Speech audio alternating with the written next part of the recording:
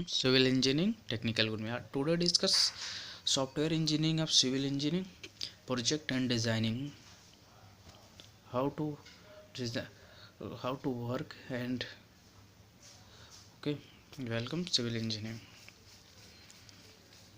Software is the very important in today's life because of designing or every designing software, building roads, everything like is Microsoft, Revit, SAT.pro, SAP, Google Success, etc.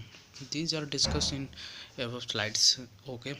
Geotech software is the package of programs that designed to solve the various technically problems easy to study the concept. Geotech के जितने भी soil के सब कुछ इसी से होते हैं.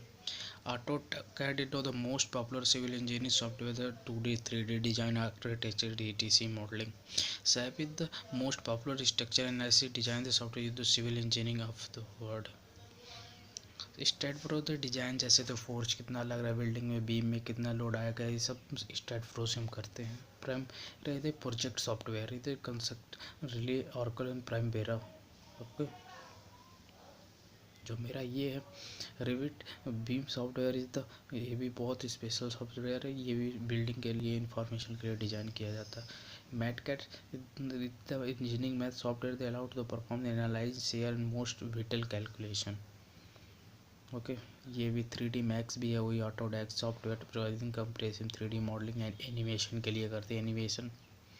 ओके, और मेरा देखिए नेक्स्ट स्लाइड में क्या है.